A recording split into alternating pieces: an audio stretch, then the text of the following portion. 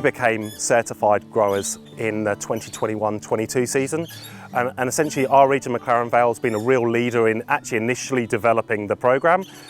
We sell to one of the big corporate wineries, and it's something that they're looking for all their growers to be certified sustainable by 2023. So we were really keen just to be ahead of the curve. The grower and the winemaking community in McLaren Vale is really tight. Having a community here and a group of growers and winemakers that have got a real environmental focus on sustainability and continual improvement. We've got some large growers that are driving sustainability and organics and biodynamics in the region. The association in McLaren Vale is right behind it, as are all of the wine producers. We're about 160 hectares of vineyard between both sites, and they've been running organically and biodynamically. We see Sustainable Wine Australia as a way to extend our certification and highlight other areas.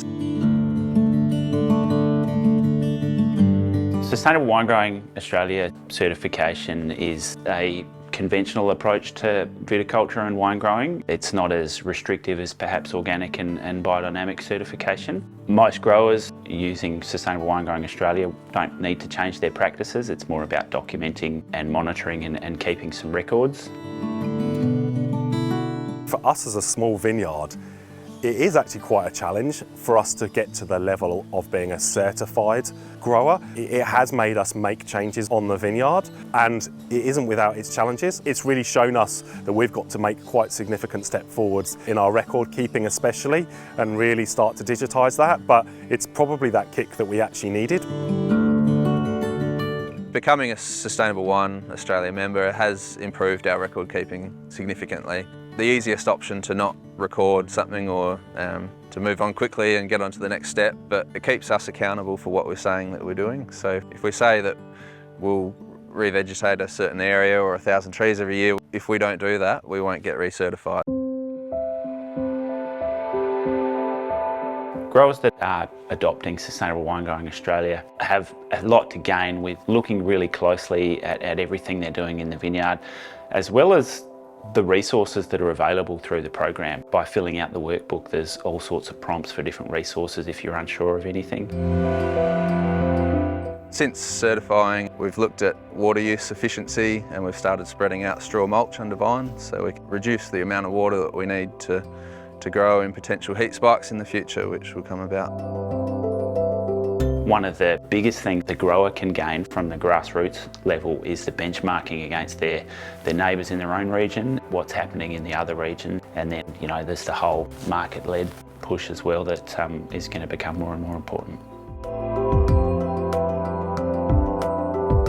Sustainability is going to be such a major driver for the future of agriculture. In the wine industry, we have one single sustainability reporting platform, which is quite rare. We can actually work in this in a unified way and actually in alignment right throughout the supply chain. So yeah, I just feel like it's the way things are going in the future. With the adoption of sustainable wine growing amongst our business and involving all of our growers, we're seeing a lift in the best practice management approach across the region here in McLaren Vale and the Adelaide Hills, and we'll see not only an improvement in the way our vineyards are managed sustainably, but improvement in fruit quality and then a whole lot of market access opportunities as well. With the competition that we're seeing in the wine market at the moment, it's more pertinent than ever to, I guess, give ourselves new opportunities and create a point of difference. We've got a real consciousness about biodiversity and capturing emissions, and this is coming from a much greater level in government as well. And sustainable wine growing is helping capture some of this information and push us in a better direction. I think once we get this critical mass of growers and we can start using the trust mark on the bottle, we'll have a real competitive advantage. Anything that we can do to improve the landscape and biodiversity is really beneficial and necessary, I think, for the future.